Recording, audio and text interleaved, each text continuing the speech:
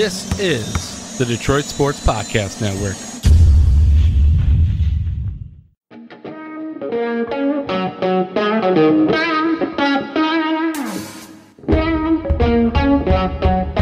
The biggest icon in podcasting.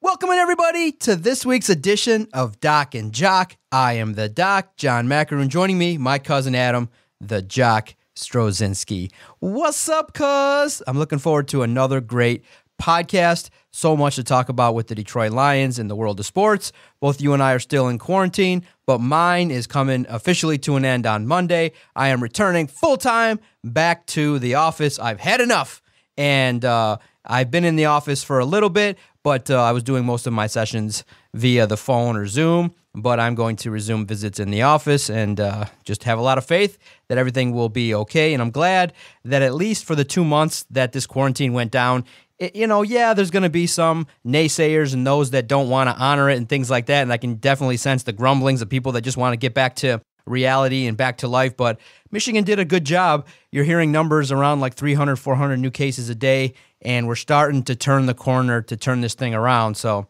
all in all, I feel like the risk is starting to get a little bit lower, so I'm coming back to work. Well, I'm excited that you're able to get out of quarantine. You're able to go back to work. That's good news.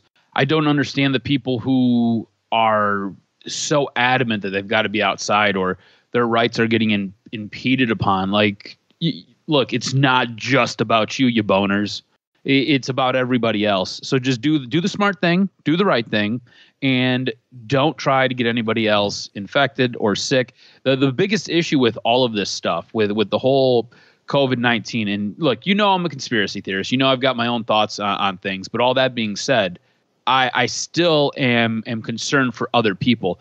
The big issue is most people are carriers of it and don't even realize it.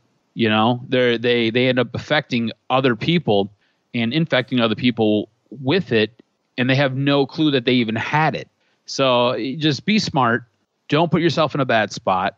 Don't take any unnecessary chances, and just do the right thing. And legitimately, I feel like most people are making just as much, if not more, on unemployment with all the things that unemployment has done with that CARES Act. So if you're making more than you were making, just sit back, relax, and enjoy the unemployment. If you're not, just kind of toughen up a little bit. Hopefully you got a little bit of a savings account that's going to help you bridge that gap. Exactly. We'll all get through it in the end. Exactly. That's number one lesson is don't let this ever happen again. Save your money. Save 6 months of your bill so that if something else happens, if someone in China wants to eat something else freaky and some other virus comes along and stuff gets shut down, because we're not out of the woods yet. The opportunity to catch it is still there, and that's why I think large gatherings are not going to resume probably till September, October, or until a vaccine takes place, because most people are smart. They're not going to want to be in large groups without a vaccine because it's real. A lot of people have got it. It's easily transmitted. And I think the reason why so many people are protesting is because it's hard to tell people what to do. It's hard to say, hey, you can't just hop in a golf cart and go play 18 holes. You can't do this. You can't do that. And then the other aspect, too, that made it so that people are a little bit grumpy was the fact that, the establishment said, hey, if we catch you doing what you're not supposed to do, we're going to levy a big fat $1,000 fine. And people are like, whoa, wait a minute here. It's a free country. And some people are just like, I don't know how people could embrace this attitude of like, hey, if you get it, you get it, and so be it. You know what I mean? But I can't embrace that attitude, obviously. So I'll share a funny story. I had not been wearing a mask, getting out and around because I've been keeping distance. So, the wife is like, you must wear a mask. What's wrong with you? Mask and gloves. So father-in-law hooked me up with a mask and gloves, and I put on the mask, right? And you would think, okay, this is a professional. This is somebody with advanced degrees. He's done some things. He helps people. I put on the mask, and I'm like, wait a minute. There's this big, long plastic white strip at the top. Should I put it over my nose or under my chin? Mm-hmm. So I'm like, wait a minute. I don't feel like I'm going to make the right choice. So I went with, I went with comfort and aesthetically pleasing look. And I put the big plastic white thing under my chin. And I'm like, this doesn't feel right. And I'm like, yeah, whatever. I like it. It feels good. So I go out and about. And then I'm like, all right, I'm going to bite the bullet. I'm going to ask. So I walk in the house and I say, hun, okay, I put on the mask. It's fine. My glasses fogged up a little bit. I feel much safer. I feel like, okay, I'm doing my part. Do you wear that like thick plasticky part over your nose or your chin? And she looked at me like that look like, I cannot believe I married you kind of look. And I said, yeah, I put under my chin. She's like, no, idiot, this is how you wear a mask. And I'm like, oh, I wore them, the 2 times I wore a mask, I've worn it wrong. So that's how I roll, but I've kept safe. Wearing it wrong, you do cover your nose. So I was just like, whatever, it didn't look right. It didn't look right with that little plastic thing over my nose, and it didn't feel right. So I was like, whatever. I had a feeling that it was wrong. I just didn't want to try. And then, and that was actually the second time I put it on. The first one, the strap broke over my ears. So that's my experience with trying to be safe and wear masks. Good old, protection, and it went all astray. But I love the fact. I love the fact that you have a college degree, you have a master's as well. I love the fact that you run multiple businesses. And yet, simple things in real life give you the hardest time. It's what it is. It's really true because, and I own up to it, I'm left-brained. That's just the way it is. I'm more artistic. I'm more, in the sense of, like common autistic. sense. Yeah, exactly. Common sense just eludes me. And I'm like, part of me just comes to succumb to the notion and belief that I don't know what the hell I'm doing through life. I'm just making it through hard work and dedication. But at the same time, it's working. But no one said anything. Like, nobody ever, I think people look at me and go, man, that guy really is wearing his shirt backwards today. And I'm like, yeah, it happens, a couple times a year. And then, you know what? A couple times a year. Wait, okay, I think I've shared this story too. So it actually happened. It happened for the first time because I had one session where, because I've been back in the office, I had a session where I had a client coming at like 10 o'clock in the morning, and all of a sudden I go to wash my hands and everything, and I'm like, uh-oh, you get that feeling like, oh shit, I think I locked the door without the key. And I'm like, oh no. So I come back, I hit the door, and I'm like, shit. I left, the office, locked the door like we always do. It's a habit. And most of the time I do unlock it to get around, and I had a client coming. I'm like, darn it. So I'm like, well, you got to sit with 10 minutes of impending doom because the client's going to come and you're going to have to tell her, look, we're going to do this session standing up face to face over here. And I call the guy, and obviously what's the first thing he says? Because now I've called this guy 5 times in the 5 years I've been here. He's like, come on, kid. He's like, come on, kid. You call me a lot. And I said, yeah, it's twice a year I do this. And he looked at me with that look like, why are you even making light of this? You've dragged me, because what happens is when you in an office space and you lock yourself out, you call maintenance, and some guy who's enjoying his weekend, this was a Saturday, has to drive all the way here. And this is not the first time he's done it. He's done it for me to come and open the door for me. And so I said, I'll see you in August. And he looked at me like I've never seen a person look at me, like he was looking down at me and going, how dare you even think that you will do this again? Get your shit together and stop calling me. And I'm like, come on, man. I'm like, thank you. You should just be like, by now, you're going to see me twice a year. I'm going to lock myself out.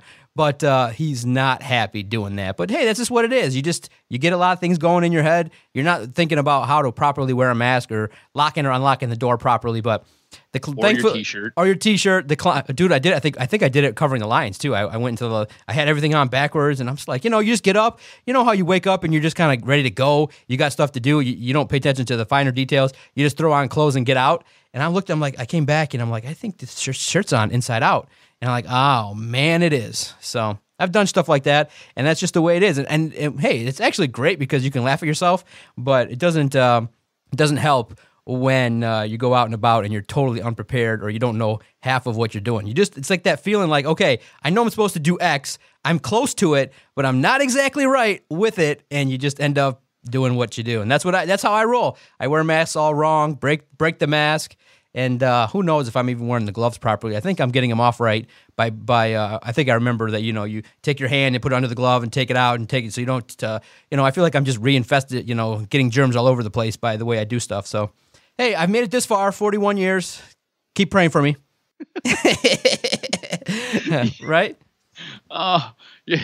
Andrea's a saint. Yes. For those of you who don't know, Andrea's his wife. You're a saint. She's the one who's got to take care of him. You're a saint. You're the one that talks to me for an hour a week that has to hear him. Like, oh my God, this guy does this shit?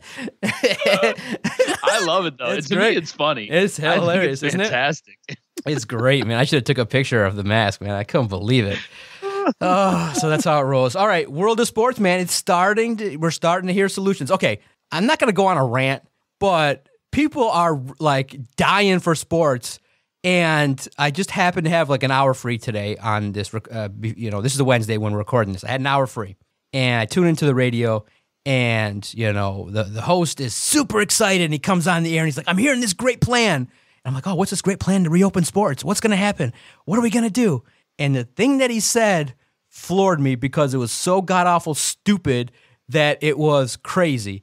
Because I know you've heard this. They're thinking about piping in virtual sound. Virtual sound broadcasts want to go on to make the home experience for the audience listening, make it feel like you're watching a game with fans. They want to be able to say, hey, here's what you can do, and soccer's doing this maybe in England. You can get like an app, right? And you can pay a little bit of money, like maybe $20, $30, and you can get like a cutout of your likeness put in a seat.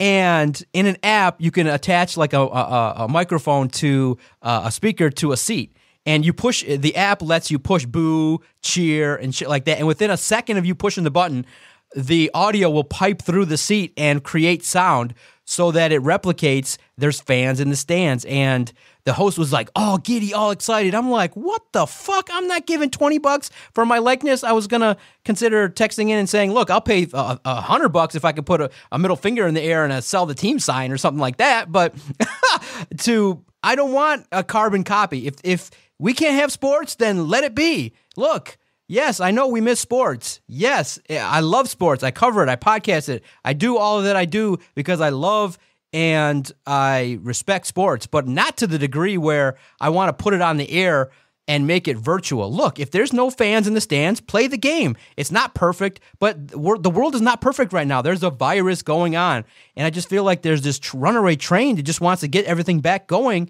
and then everyone's just going to be like, oh, shoot, we messed up. We didn't make the right call. I don't care about virtual reality sound. I don't care about virtual reality fans.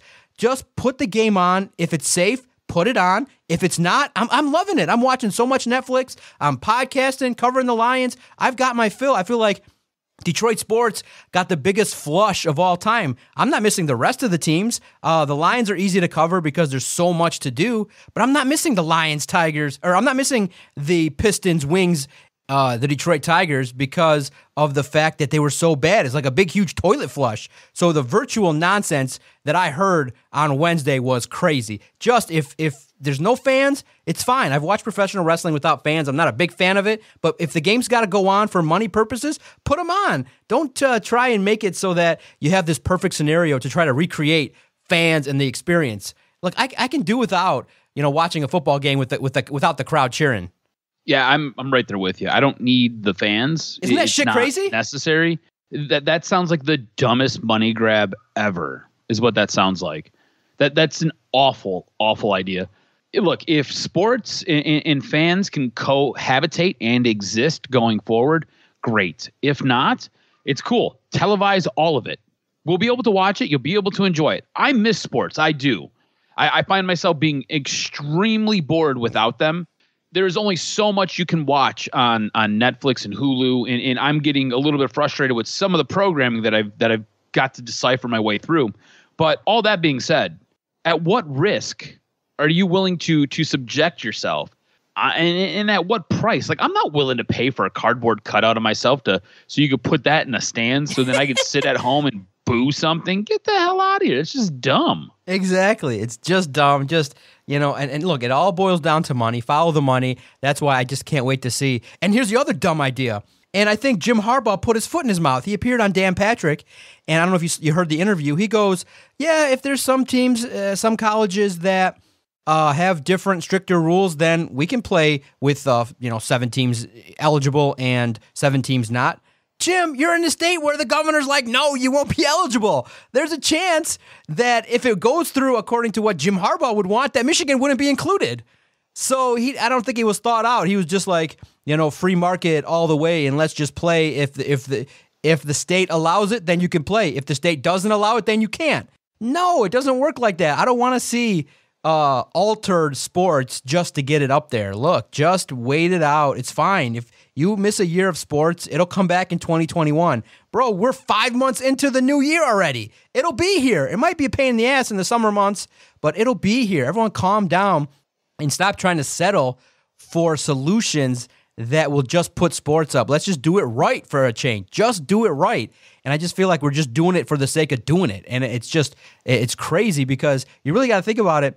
Anything that requires organization needs time, needs effort, needs planning, it needs contingency plans. It needs so much well thought out things that I just feel like it's not happening because the NFL's powering the idea that, hey, we're just going to, get to September and we're going to have football.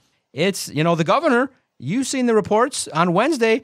The reports came out that she told the radio station, hey, don't expect full stands. Don't expect the big house to have 100,000 people. Don't expect Ford Field to be full. So I'm definitely going to be out, in terms of the fan experience. I'm not buying no tickets. I'll cover a sport. I'll try and stay my distance, wear a mask if needed. But I'm not trying to do the whole big-time fan experience, big-time group thing if it's not safe. So it's wild. It's wild the way in which people think any which way possible in order to get the sports on the air. And because the baseball owners are like, so we cut your salaries by 50% because we're not going to have a season. Can we get you to take a little bit more? Can we cut you? And the baseball's like, yo, we made a deal already. Why are you coming back to us again? And I love it. The owners are like, whoa, shit, we made a deal. It probably wasn't the best. We have to give out way too much money. Let's see if we can get their profits too. Let's see if we can jam the baseball players. You know what, guys? The owners of in Major League Baseball were like, you know what? Let's see if we could do it all the way and slide in a cap. Let's see if we can stop spending money at the rate that we are. Let's stop giving organizations a $250 million budget. Let's see if we can, slash it in half and, make it more competitive. Now, in my mind, I think baseball would be behooved to do that because it'd make the sport a lot better. The Yankees and the Dodgers and the Red Sox would stop spending frivolously, and then you'd have a little bit more competitive balance. Oh my God, the discussions on salary cap and who gets to be a cap casualty in baseball would be awesome. But the players are like, whoa, we know what you're doing. We are not accepting that. We are not taking a shitty deal based on the owners. So everyone's looking out for their self-interest, and that's just the way it's always been. Yeah, I think it's weird how baseball has tried to navigate all of this, right? Yeah. So they have you've seen the proposed idea for the 82 game season with the universal DH. Yeah. And look, I think that is probably a good idea. I like the Bob Nightingale had something out earlier where it talked about having 3 divisions, and I like that idea as well. But it's weird how the MLB owners have reacted, and you're right. It's they've already agreed to something, and now they're trying to do an about face to get a bunch of other stuff taken care of, like add in the salary cap, take more money away from the players. And the smart players, it's weird because the smart players are like, no, hold up, and they're raising a big stink, which good for them. You deserve to. But it's weird how some of these things happen with other players who are either totally ambivalent to it all or just aren't paying it close enough attention. Like, you're about to lose a ton of money if you don't start paying attention to what these owners are trying to do to you. But do you, let me ask you this. Do you see a scenario where baseball basically for a year alters the entire layout, right? So you go to a condensed season, which I think is going to probably happen.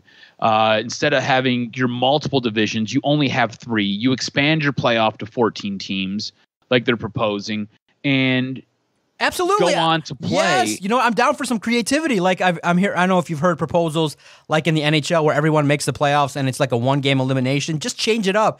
Basketball, hockey, it's not going to come back to its purest form. So just have a round-robin tournament. If you're in baseball, everyone gets into pools.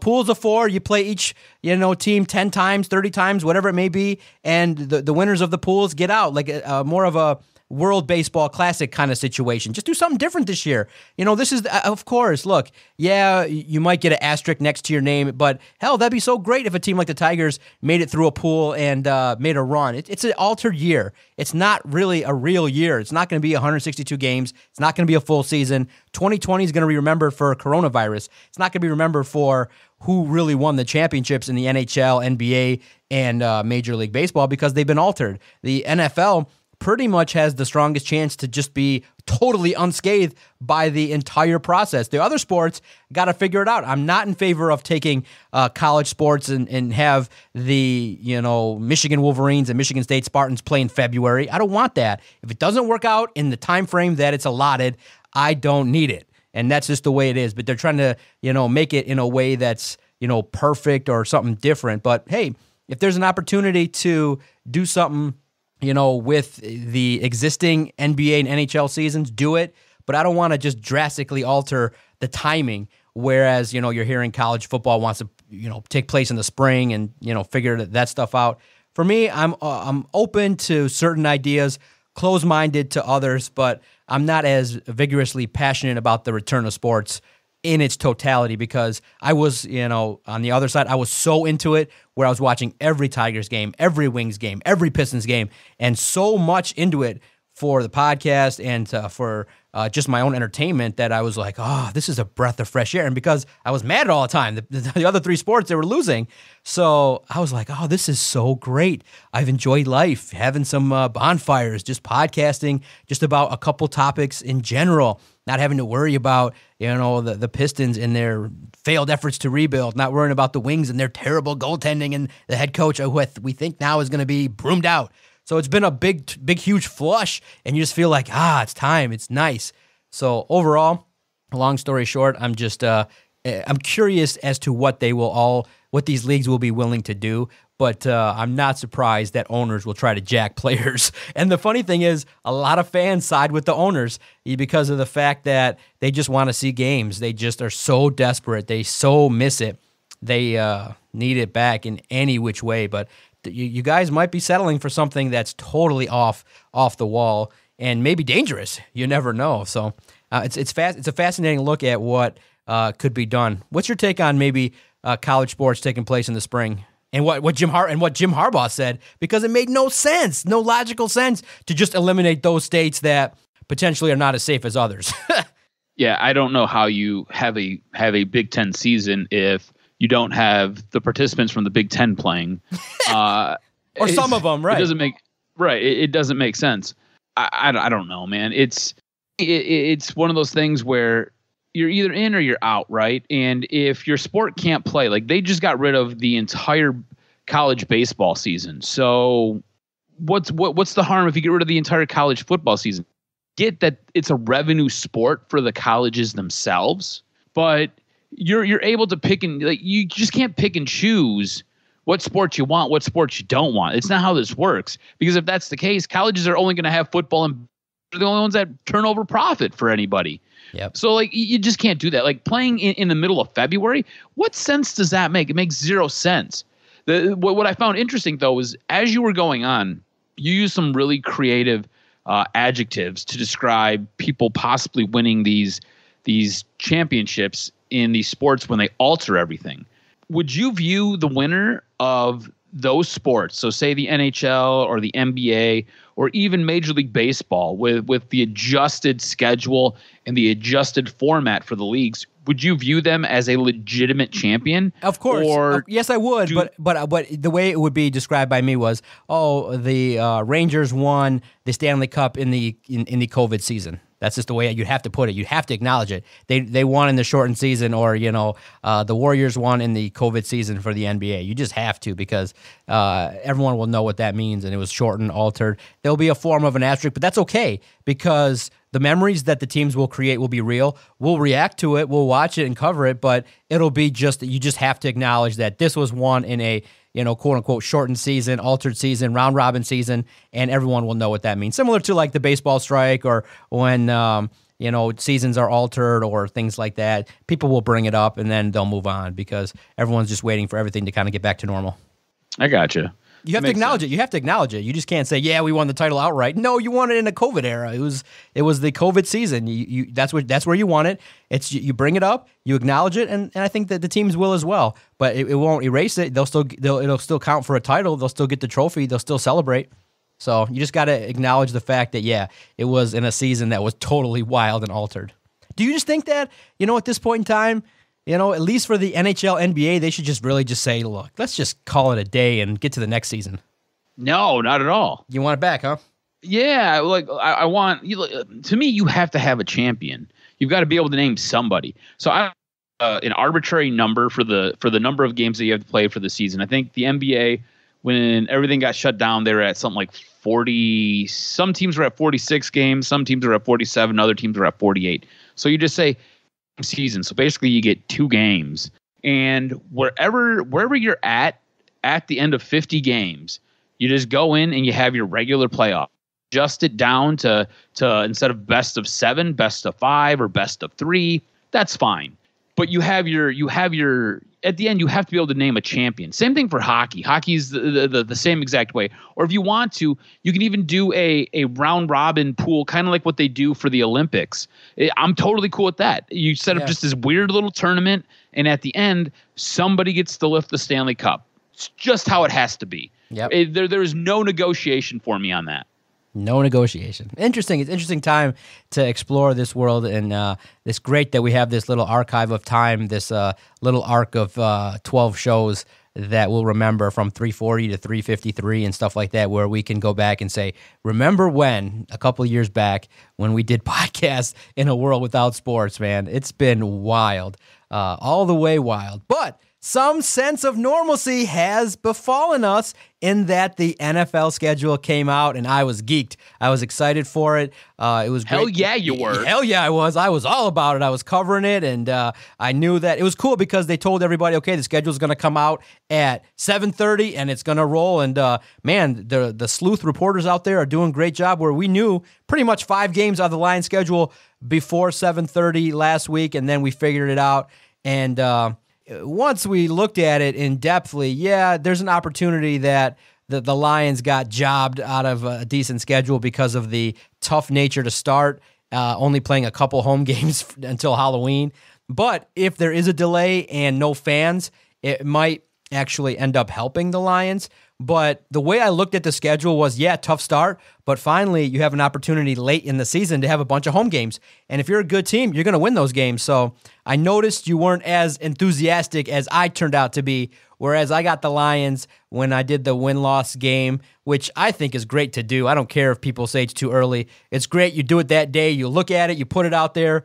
I have the Lions going 9-7. I think that there's 1 or 2 games that they could surprise people. The schedule shakes out for it. You can go to SI.com and figure it out. All Lions, daily Lions content. You can see how I came to 9 wins. Now, of course, you can argue 6, 7, 8. You can argue a plethora of those things. But I am going with the reasoning that the offense will be the strength of this team. A healthy Matthew Stafford and a solid running game with an emerging Kerryon Johnson and potentially 2 tight ends that will emerge to give Matthew Stafford the security blanket that he needs. I think we have an offense that people are going to talk about. It was there. I watched it. I saw them go toe-to-toe with the likes of the Chiefs and hang in there. I saw them play well early in the season in 2019. They were in it. They showed something. Darrell Bevell was calling deeper plays. Stafford had a decent completion percentage on passes over 20 yards.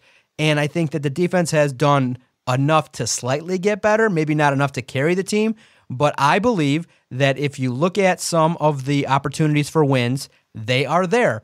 And at this point in time, why not be in hope season, man? It definitely put me in a good mood to do it. I didn't want to go 8-8 because really every year with the Lions organization, you can go 8-8. So I just gave them a couple more extra wins in spots that obviously some people will say, hell no, Doc, that's a loss. Dude, you are all over the hype train. I don't understand how you got 9-7. I don't see where this team defensively got all that much better. You basically blew out a top 5, top 10 cornerback in Darius Slay. You brought in a rookie. You brought in Desmond Trufant to play opposite of him. I don't necessarily think that makes you better. I don't think Jamie Collins is any great shake at linebacker. I don't think you did enough to help the interior of your defensive line. I think you maybe added a piece or 2 to help the edges, but again, this is a defense that doesn't necessarily rush the quarterback. Okay. So unless Matt Patricia is changing his philosophy on defense, I don't necessarily know how this team got that much better to help you win more games than 3 last year. Well, okay, for the 8-8 crowd, I have the Lions beating the Saints. So in the first part of the season, I got a win over the Bears, loss at the Packers, win at the Cardinals, win at home against the Saints, bye week, win against the Jaguars, loss against the Falcons, and then halfway through the year, you get a win against the Colts.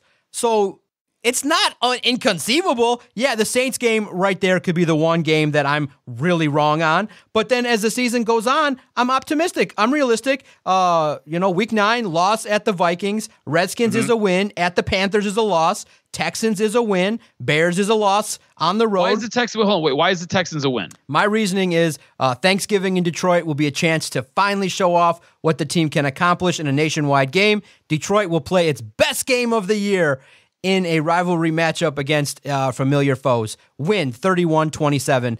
Thanksgiving, baby. It's all hype, You're usually baby. embarrassed on national TV, so I don't know why that'd be any different. But okay, go ahead, continue. Yep, Bears is a loss on the road in December. Come back home and you split. Now you get the win against the Packers, loss at the Titans. The Lions have had success against Tom Brady, and so I got a win and a loss at the Vikings, which comes out to a 9-7 record. So the games that you probably would harp on would be the Texans would be a loss, and the Saints would be a loss. Now we're at 7-9. 2 games, bro. You don't want to give the opportunity for the Lions to step up in 2 different games or to sneak in. I don't think they necessarily split with Green. They split with Green Bay. I don't think they beat Tom Brady and Tampa Bay. Oh, you're going down to 5 and 6 wins? They don't split with Minnesota. Minnesota gets the best of them. Right. Both times. They beat Chicago both times. They split with Green Bay. So that's what you're looking at for your division. You don't go to Arizona and get a win because you never win in Arizona. Ooh, look at you. New Orleans comes to town. They're going to beat you. Jacksonville, that game I've got kind of up in the air because you got to go on the road for it. Right. And I just don't trust this team. I absolutely don't. I think you're right, though. I think you're spot on when you said that this team will be led by its offense. Has to be. I think what this organization has done and what they realize is, hey, our defense is crap. Our defense is utter garbage, right? And even though Matt Patricia thinks he's a genius, the guy can't figure out the way to open up a paper bag. So what we're going to do is we're going to help Matt Stafford. We're going to give him pieces. And that's what they did. Okay? I don't like what they've done with their offensive line. I think, again, the offensive line being in flux, especially this season with everything going on with the coronavirus, I think it's a bad look. But what they've done is they've given him enough tools. I think DeAndre Swift is going to come in and he's going to solidify that running back position. I think he's going to be your lead back. Probably not week 1 because they'll probably go to Kerryon Johnson with it. But by the time you come out of that bye week, and I hate early bye weeks, and a week 5 bye week absolutely sucks. So by the time you come into week 6, I think DeAndre Swift will be your starting running back. I think you've got enough pieces with your wide receiving core here to be able to move the ball. And I think this team with the play call by Darren Bevel really helps Matt Stafford as long as, and here's the caveat, as long as his back holds up and he stays healthy, which he hasn't been able to do the last 2 seasons. Okay. So I've got question marks all over this team on both sides of the ball. Okay. Because on offense, I don't like the offensive line all that much. It's too many pieces moving around. Matt Stafford, I can't trust. That was why I was so high on drafting Tua. Defensively, I don't like the scheme, and I don't like what Matt Patricia does. He provides zero pressure to the quarterback. So quarterbacks have all day to just sit back and just pick apart this defense. You can't have a cornerback out there covering for 10 seconds. It just doesn't work. You got to be able to make a quarterback uncomfortable, hit them, rattle them. He just doesn't do it. So the way I look at the way the schedule shapes up, going into your bye week, you are 1-3. Your win is against Chicago. Coming out of your bye week, I've got you losing to Jacksonville, but that's one of those games that you could flip a coin and it could be a win.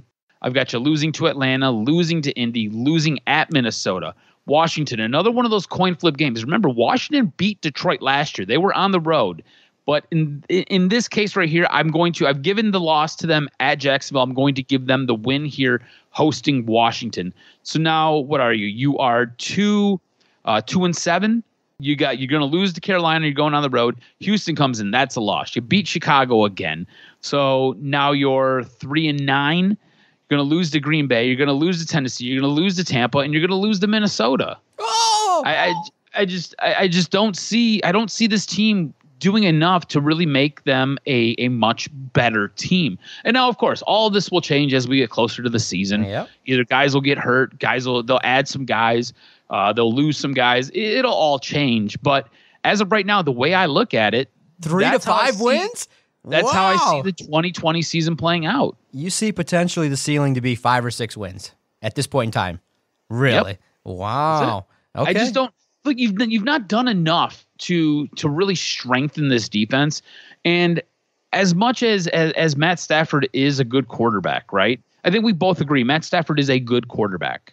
He's done nothing in his time at Detroit. He's won nothing.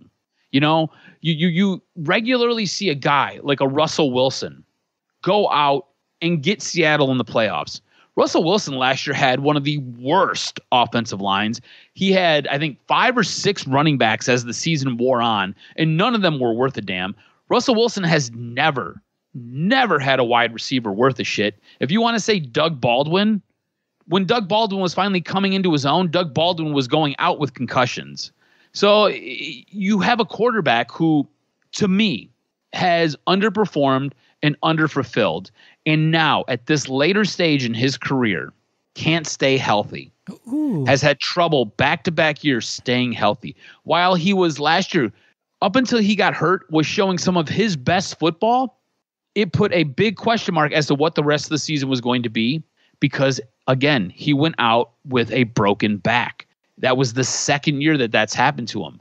And if you go back throughout the course of his career, I'm not saying Matt Stafford's a China doll because he sure as hell isn't. But every year, he's banged up with something, whether it be a broken finger, a broken hand, a bum elbow, it's a banged up knee, a banged up toe, a hurt leg, or broken back and broken back. You know, I have zero confidence with him under center to make it through a complete season. And that's where I can't go any higher than 5 or 6 wins for this team. So you're not on the train of the same mindset that former number 1 pick David Carr is in and saying that potentially Stafford is poised to have a massive comeback year in 2020. All signs point to potentially that Matthew Stafford might be the comeback player of the year, might have the biggest opportunity to really turn things around with those weapons, really with an emerging Kenny Galladay, continuation of having the same trio, maybe an emerging tight end in TJ Hawkinson. Jesse James might reintroduce himself to the world of football and make some grabs and be included in an offensive game plan. I just think that Stafford's poised. Yes, he's one hit away, but that line could do the job. And what's one better way to protect your quarterback is to not have him drop back so much. So hand off right, hand off left, pitch right, pitch left, 3-step drop, get the ball out as quickly as possible. They're going to shape a game plan to keep Matthew Stafford on his ass, to keep him off of the ground and keep him away from the injury table. I think that he's going to throw the ball probably a little bit less than he did last year, and they're going to just try to control the clock, pound the rock. Johnson, Scarborough, and DeAndre Swift, if they remain healthy, are probably a trio that can do some damage and really confuse a lot of people. You throw in Ty Johnson in the mix for a little bit of change of pace, a little bit of a speed guy out of the backfield, a little bit more inclusiveness in the passing game with the running backs. Bro, it's not looking as dire as you say, maybe not as optimistic as I am, but I think that the line... You just name like 7 things that have to go right for this. And it can happen. It can happen. Look, I think David Carr, I don't think David Carr's too far off, but what I find with national media members, they always want to be the first guy to say something. So they can be like, I told you so. I predicted it. Cool, David Carr. Cool. I think you've had one too many hits to your head because I just went through and named multiple reasons why this team could be in huge trouble this year. This schedule helps them out 0%. 0. You have to go to Arizona. You have New England or New Orleans coming in. You have to travel to Jacksonville. And Jacksonville's not a great team, but traveling to Jacksonville is not the easiest thing. You know? Yeah, on top of that, hey, you got a little bit of a break because Green Bay comes to you later in the year. You go to Green Bay early, so that's a help. But you still got to go to Chicago the beginning of December. That's never an easy place to win or play. You finish your season up with Minnesota, who might really and truly be the class of this division if Kirk Cousins can figure it out. I just don't see it happening. I don't think he's too far off because everything you just said, right? They've got good receivers coming back. They've got 2 tight ends who should make a monster impact. And on top of that, you've upgraded your running game. Your offensive line still is a question mark. So that's something that counts against you, but you got weapons all over the place. The thing is, you got to remain healthy. Questions. You got to remain healthy to be able to take advantage and use those weapons. I don't think that offensive line helps him. You got the questions. I'll give you the answers. They went out and got Vitae so that they can pound the rock. Okay. That's what they got him for. The pound the rock. They got Kenny Wiggins, and they got their guard rotation. They got a nasty guard. They got Frank Ragnow. Warford coming back? Can I get some confirmation if Larry Warford's coming back? Anybody know? No. Can Vito go out on Warford watch? Can we have that happen? Absolutely not. I think that Larry Warford is a little too overpriced if he wants $7 million. What's Logan doing? Can he check out and see if we got an upgraded guard coming or what? What's going on here? So it's a scenario in which the offensive line will have to gel, and because that's the game plan. If you have a running game that doesn't creep into the top 15 or doesn't keep the ball, then you're going to have a massive problem because then defenses will pin their ears back and then they're going to tee off on Stafford. So they're going to improve that run game. So I think that the offensive line will do some things a little bit better. Rick Wagner wasn't that great. They moved on from him, and I think that the big question mark is going to be Glasgow, but they got 3 guys to replace him. So one of them has got to be at least a little bit more productive, And they got 3 guys. Do you hear how Bob Quinn has just listen to yourself talk. I hope you go back and you listen to this podcast word for word because the way Bob Quinn has put this organization together. Well, they got 3 guys trying to fill Graham Glasgow's spot. You still got $28 million in the bank. And you let Graham Glasgow go, who really helped solidify your offensive line. But you're yeah, we don't need him. We got 3 other randos. Let's just throw those guys in. What? That's funny stuff. You know what? Here's a question for you. So you got them possibly going 9-7, okay? Because you didn't want to do the whole 8-8 thing, and I give you credit for that because it's such an easy way out to go 8-8. It's such an utter crap when you got beat writers and you got guys who cover the team they'll go 8-8. Cool. Every team in the NFL has the possibility to go 8-8. Yes. Good job there, genius. But you going 9-7, I see what you're trying to do there, right? But let's say things don't really pan out the way you see them going. Let's say things kind of happen more along my way, where you got a team that wins maybe 3, 4, possibly 5 games. Matt Patricia, Bob Quinn. Are they coming back? Do they come back? And I think as the season wears on, if it does go this route, we'll have this conversation. And I think maybe by Thanksgiving, we might know what the hell is going on with this coaching staff and this front office. But do you see them coming back if things, I don't know, the bottom just falls out of this entire thing? No, it's another dumpster fire of a season. No, Vito's done some good work looking at the relationship with between Bob Quinn and Matt Patricia and the fact that, hey, they've been brought in to do a job. No, the fire will be hot. In that, if they don't get to 7, 8, 9 wins, then 6 wins gets them broomed out. Not playoff contention gets them broomed out because of the fact that all hope will be lost. I think the Lions, and like we've talked about, will present the scenario in which they'll be right there, maybe within 1 game of the 7th spot, maybe around 7, 8 wins. They'll finish 8-8, and they'll put the organization to the test. They'll put the management to the test and say, okay, what's it going to be? Are you going to go forward with this regime? Or are you going to blow them out and start over? So if they end up with 8 wins and they're just out of the playoffs, 8 wins brings them back. 7 intensifies it and starts the process of increasing the odds they're gone. 6 or less and they're gone. Both will be gone. So that's my situation as it stands now in May. 6 is bad. 7 is leaning toward brooming them out. 8, 9, 10 wins, and they'll be back even if they miss the playoffs on some freaky technicality. So it's going to be great. It's going to be great to watch because all those storylines. Because imagine if they go 7-9, they play decent, they start off rough, they get a couple more wins in the middle of the year. They end up 7-9, but not in the postseason. You start to see a little bit of growth, and then it's going to be the ultimate gamble. Do you go forward one more year with these guys, with about 50% of the fans just screaming that it's time to move on. Oh my God, it'll be just content galore. So I just think that they're going to fall right in the, I don't think it's a playoff year. I don't think that, because of how great Green Bay and Minnesota could be, they both could be at 10 wins, and 9-7 might not even be good enough to make the postseason. Because the NFC's decent. The NFC's got some talent. Now you got maybe a new contender in the Bucks hanging around looking to do some things. You might just have an opportunity to just, 9 wins might not be enough. You might, sneak in with 9 wins to win the division if it's competitive. But I just think that, as people that cover the Lions and watch them, you just always are kind of trained to say, what's the worst case scenario that would make it really bad for the Lions? And you know what, cuz? I think people honestly are starting to believe it too. Lions get off to like a 6-2 start, 7-2, looking like the best team in the world, looking like, wow, Stafford's on point. Coronavirus shuts it down.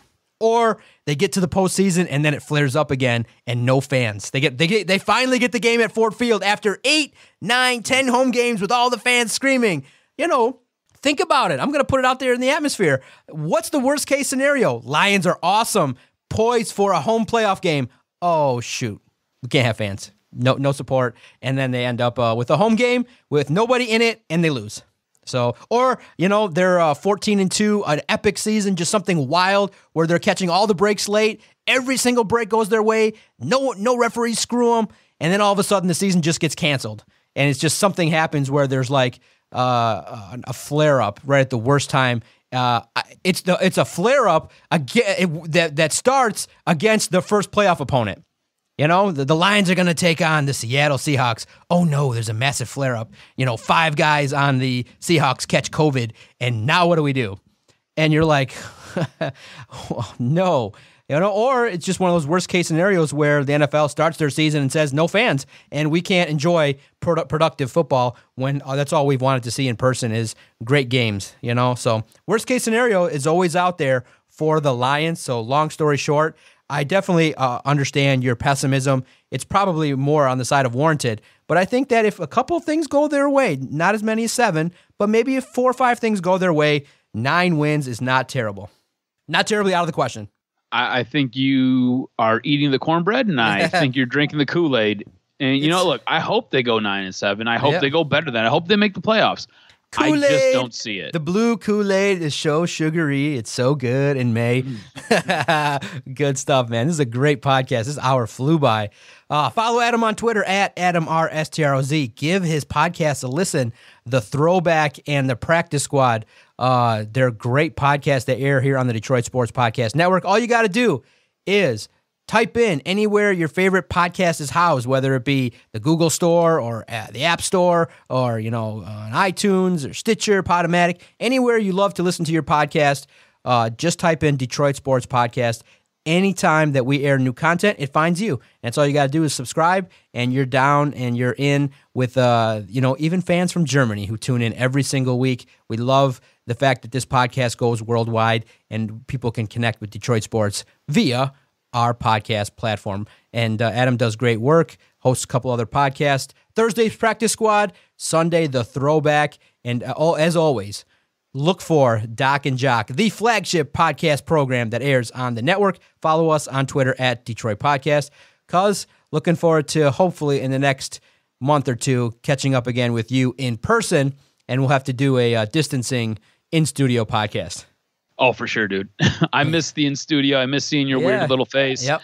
And I miss having a good time. No doubt. Check us out every Thursday for another episode of Doc and Jock.